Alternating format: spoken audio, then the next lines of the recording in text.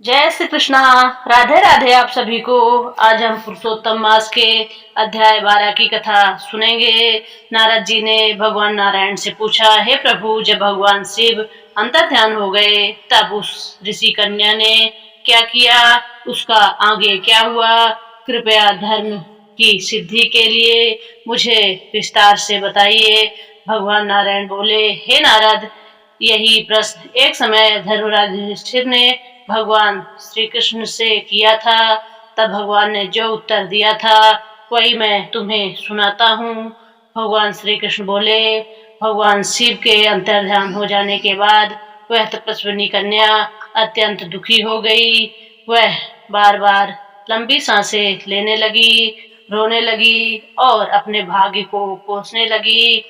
उसका हृदय पश्चाताप की अग्नि में जल रहा था। जिस प्रकार वनाग्नि से जली हुई लता मुरझा जाती है, उसी प्रकार वह दुख और निराशा से क्षीण हो गई। समय बीतता गया और अंततः काल ने उसे अपने अधीन कर लिया। उसके तप से पाप तो नष्ट हो चुके थे, परंतु पुरुषोत्तम मास के अवहेलना का परिणाम शेष था। एक दिन वह अपने आश्रम में ही शरीर त्याग कर इस संसार से विदा हो गई। उसी समय पांचाल देश में के धर्मात्मा राजा यज्ञसेन द्रुपद ने एक महान यज्ञ किया। जब यज्ञ पूर्ण होने का समय आया तब यज्ञ कुंड से स्वर्ण के समान तेजस्विनी एक कन्या प्रकट हुई। वह कन्या और कोई नहीं बल्कि वही पूर्व जन्म की मेधावी ऋषि की पुत्री थी। बाद में वही संसार में द्रौपदी और पांचाली के नाम से प्रसिद्ध हुई। जब उसका स्वयंवर हुआ तब अनेक महान राजा और योद्धा वहां उपस्थित हुए, किंतु अर्जुन ने मछली की आंख भेद कर द्रौपदी को प्राप्त किया। भगवान शिव के वरदान के अनुसार वह पांचों पांडवों की पत्नी बनी। भगवान श्री कृष्ण ने युधिष्ठिर से कहा, हे राजन, वही द्रौपदी बाद में दुष्ट दुशासन द्वारा सभा में बाल पकड़कर घसीटी गई। उसे अपमानित किया गया और कटु वचन सुनाए गए। उसके जीवन में यह दुख इसलिए आया क्योंकि पूर्व जन्म में उसने पुरुषोत्तम मास की अवहेलना की थी। भगवान ने आगे कहा, उस समय मैं भी उसकी तुरंत सहायता नहीं कर सका क्योंकि पुरुषोत्तम मास का अपमान करने का फल उसे भोगना था। जब दुशासन द्रौपदी का चीरहरण करने लगा तब उसने हृदय से पुकारा, हे दामोदर, हे दया सागर, हे कृष्ण, हे जगतपति, हे केशव, हे मेरे माता पिता, भाई, पति, मित्र, कोई मेरी रक्षा करने में असमर्थ नहीं है। अब आप ही मेरा एकमात्र आश्रय हैं। जब द्रौपदी ने पूर्ण समर्पण भाव से भगवान को पुकारा तब भगवान श्री कृष्ण तत्काल उसकी सहायता करने के लिए उपस्थित हुए। उन्होंने उसकी लाज की रक्षा की और उसके वस्त्र अनंत कर दिए। दुशासन जितना वस्त्र खींचता गया वस्त्र उतना ही बढ़ता गया। अंततः वह थक कर गिर पड़ा और द्रौपदी की मर्यादा सुरक्षित रही। भगवान श्री कृष्ण बोले, मेरे लिए लक्ष्मी जी, बलराम जी, माता देवकी या अन्य कोई उतना प्रिय नहीं है जितना मेरा सच्चा भक्त प्रिय है।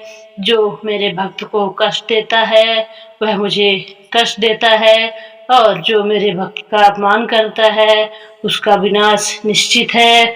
भगवान की ने प्रतिज्ञा की, जिन लोगों ने द्रौपदी का अपमान देखा और उसे रोकने का प्रयास नहीं किया वे सभी अपने कर्मों का फल अवश्य पाएंगे। दुर्योधन और उसके साथी विनाश को प्राप्त होंगे। भगवान श्री कृष्ण ने पांडवों से कहा, अब तुम आने वाले पुरुषोत्तम मास में श्रद्धा और नियम पूर्वक व्रत करो। 14 वर्षों के पूर्ण होने पर तुम्हारा कल्याण होगा। इसके बाद भगवान श्री कृष्ण ने कहा, अब मैं द्वारका लौटना चाहता हूँ। मेरे माता पिता, भ्राता बलराम रुक्मणी और समस्त यादव मेरे दर्शन की प्रतीक्षा कर रहे होंगे। यह सुनकर पांडव अत्यंत भावुक हो गए। वे बोले, हे जनार्दन, हमारे जीवन का आधार आप ही हैं, कृपया हमें भी कभी न भुलाइएगा। भगवान ने उन्हें सांत्वना दी और द्वारका लौट आए। भगवान के जाने के बाद युधिष्ठिर, भीम, अर्जुन, नकुल, सहदेव और द्रौपदी तीर्थ यात्रा करने लगे। जब पुरुषोत्तम मास आया तब उन्होंने श्रद्धा और विधि पूर्वक व्रत किया। उन्होंने भगवान विष्णु का पूजन, जप, दान और कथा श्रवण किया। भगवान की कृपा से 14 वर्षों के वनवास के बाद उन्हें पुनः राज्य प्राप्त हुआ। उनके सभी शत्रु नष्ट हुए और धर्म पर विजय हुई। भगवान ने बताया कि प्राचीन काल में सूर्यवंश के राजा धनवा ने भगवान पुरुषोत्तम मास का व्रत किया था। उसके प्रभाव से उन्हें अपार धन, पुत्र, पौत्र, सुख और समृद्धि प्राप्त हुई। अंत में वे भगवान के परम धाम वैकुंठ को प्राप्त हुए। भगवान नारायण बोले, हे नारद, पुरुषोत्तम मास की महिमा इतनी महान है कि करोड़ों कल्पों तक भी उसका पूर्ण वर्णन नहीं किया जा सकता। इसका संपूर्ण महत्व केवल भगवान नारायण ही जानते हैं। देवता, ऋषि और महापुरुष भी इसकी महिमा का पूर्ण वर्णन करने में समर्थ नहीं है।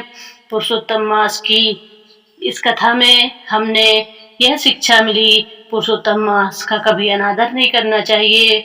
भगवान सच्चे भक्तों की रक्षा अवश्य करते हैं। पूर्ण समर्पण से की गई प्रार्थना कभी निष्फल नहीं मानी जाती। भक्त का अपमान करने वाला व्यक्ति अंततः विनाश को प्राप्त होता है। पुरुषोत्तम मास का व्रत, जप, दान और भगवान विष्णु की उपासना जीवन में सुख, समृद्धि और मोक्ष प्रदान करती है। इस कथा का सार इस प्रकार है।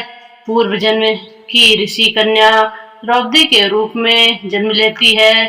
पुरुषोत्तम मास के अवहेलना के कारण उसे जीवन में अनेक कष्ट सहने पड़ते हैं, किंतु भगवान श्री कृष्ण की शरण लेने पर उसकी रक्षा होती है।